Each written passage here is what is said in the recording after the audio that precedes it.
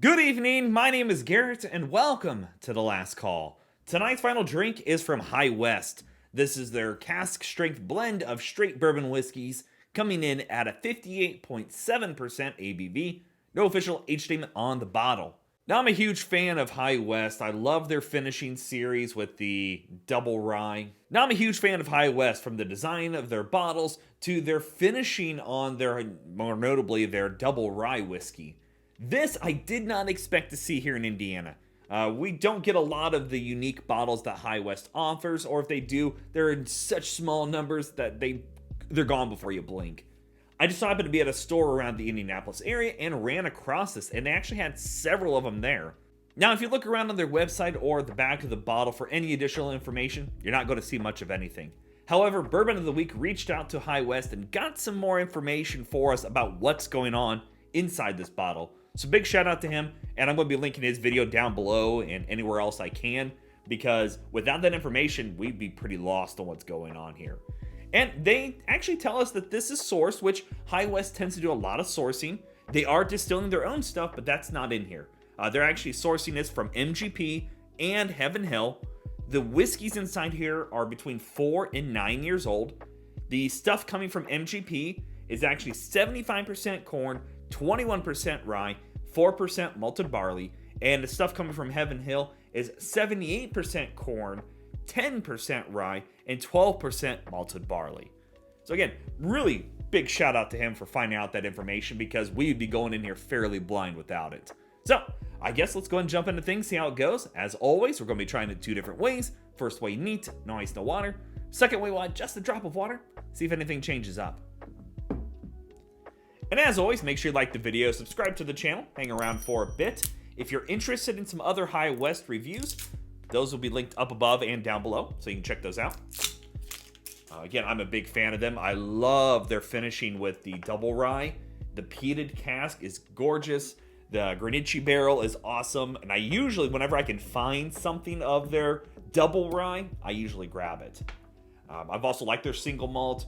But the bourbon side of things, when it comes to their finishing lineup, tends to be a little bit more hit or miss for most people. I haven't jumped into that range because I just love finished ryes. Beautiful color on there. Nice dark. Yeah. Look at that. Beautiful. All right. Let's go for notes. Very light on the nose. And I know from Bourbon of the Week, you were saying that should let this open up for about 20 minutes before enjoying it. Look, I'm just going to be frank. I don't have 20 minutes to let this sit around and let my cat knock this off the counter or something. But let's be honest, when we enjoy whiskey, especially if you're getting into it, you're excited about the bottle. Nobody wants to get it home, pop it open, and let it sit out for 20 minutes to enjoy it. Now, should you do that at some point? Yes, of course. But it's actually very, very nice on the nose even. You still get that beautiful caramel, the charriness, that little bit of like an orchard fruit going on. The rye in here is actually very prominent for me. Little spice, a little herbal. Not really medicinal or anything, but beautiful rye spice going on. Orchard fruit like an apricot. A little dustiness, a little corn sweetness going on. No ABV, nothing harsh, no off notes on the nose itself. It's actually very, very light. But, I mean, it goes right up home plate for a lot of great bourbon whiskeys, and especially being cask strength, doesn't have a lot of complexities to it. So I'm trying to let it air out here just for a little bit, if anything. I'm getting a little bit of that MGP orange note in there, which I tend to find in their bourbons. Their rye, I pull more medicinal and herbal notes, sometimes even dill. On their bourbon side, I pull more orange. And that kind of goes in line with the whole orchard fruit notes going on too. A little nuttiness going on, like a nutty, waxy note. That's probably coming from the Heaven Hill side. But it's really nice on the nose. But definitely, it is not what you're expecting when you pop a cork on a cask strength whiskey. It's very subtle on things. You really have to hone notes in. Maybe a little bit of a tea note as well. I'm getting a little bit of a lightly black or herbal tea going on. And I love tea notes. All right, let's go for a taste. It's actually very, very mild on the palate too. You get that nice oaky charriness, bit of orange in there too. The spice layers are very nice. I don't want to say it's herbal on the taste, but it does come across like an herbal tea on the taste. Clings pretty decently. I'm getting a little bit of that herbal tea on the taste as well. The herbal black tea note going on. And a little bit of that oaky nuttiness is kind of playing around in there. It's really a nice sip. Dark caramel now. Like a homemade caramel off the stove. It's just got a little more richness going on with that. Like you've just got a dark caramel going on. Like it's not burnt, but you're just getting it, that extra dark sugar going on. The fruitiness is coming across as well. Definitely getting a little bit of that apricot note. Almost maybe the nuttiness that I'm getting is more like a marzipan. I think it's more like a marzipan. I've only had that a couple times in my life, so I'm trying to pull that back because it's kind of a sweet, nutty. But that's what my brain is wanting to say marzipan. I mean, it's rich, it's dark, it's hefty, but there's no ABV burn. This is the first whiskey of the day for me. And I gotta be honest, like that's a really solid sip. You definitely get the MGP notes on here. Like a lot of the classic MGP notes. But that Heaven Hill in there helps balance it out a little bit and brings in that nutty factor going on, that marzipan. Some people might call that like an almond or just a nice solid nuttiness going on. I like it. I'm really liking the subtle, soft tea notes in there. Again, I'm a big fan of tea notes in general, but it's just nice. And that is honestly, if it wasn't for the price, I'd say that's an easy daily drinker. And the proof, you probably shouldn't drink this one every day. But it's really solid. I like it. All right. Add a little drop of water. See what changes up here. And this one is actually, the sticker on there is for the Bourbon World, which is a chain of stores in the Indianapolis area. Big shout out to them. I love shopping at Big Red Liquor. Where I picked this up was Vine and Table. Great place. Some of the best Scotch selection I've seen here in Indiana. Love shopping there for Scotches.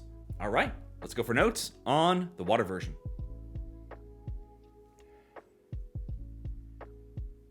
So, it wakens things up just a little bit.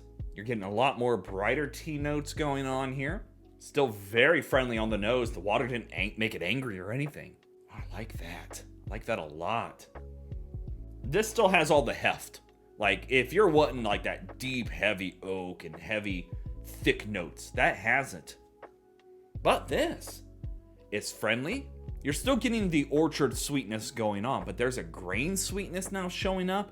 That's actually really nice too. Honestly, they're both very comparable. But the big thing here is this has all your heft. So let's go for a taste. It's actually really good too. Honestly, you're getting a nice sweet oakiness going on. A little bit of spice from the rye. The malted barley is kind of peeking through. Not a whole heck of a lot, but it's trying to. That is really good. I like this. As always, it doesn't matter what you drink or how you drink it, as long as you enjoy it. But honestly, this has some good characteristics for that little drop of water. It doesn't get bitey, which really surprised me. It definitely doesn't have the same level of cling that the neat version has, which is expected. But you're still getting this beautiful oaky caramel vanilla going on. The orchard fruits are still there. The tea note is dialed back. The herbal notes are kind of dialed back as well. But they're kind of replaced with that sweet, lovely oak note in there. That's really good. This is definitely better in my opinion. But honestly, give that a try too. That's really solid. All right, let's talk about market price. Because we all know market price is market price. And boy, oh golly, it's always going to vary. I ended up picking this one up for about $70, and I don't think that's necessarily a bad price for it. Honestly, it probably lives a little closer to $65 if I want to split hairs. There's some great cask strength whiskeys out there for sub $60, don't get me wrong. But for their first time doing a cask strength, I like it. It's really good. It's not going to rewrite anything crazy unique for you. Now, the secondary market is already charging almost $200, $300, $400 for a bottle of this. It's not worth that. Don't ever pay that. Even if I saw this at $100, I don't think it's worth that. $70 is where I would stay.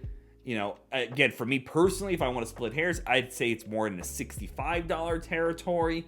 But I think it's a good sip. Definitely, I'm going to revisit this one, let it air out a bit to see if that really does make a difference. But the profile that I got off of just that first pour, it gets a good thumbs up for me. So yeah, there you have it, folks. High West Cask Strength, a blend of straight bourbon whiskeys. If you have any questions about the bottle itself, let me know down in the comment section below. I will do my best to answer it. And if you have any specific spirits I should go looking for, also let me know down below. Love doing these reviews and sharing with you the experience at home. And as always, may your last drink of the night be the best one.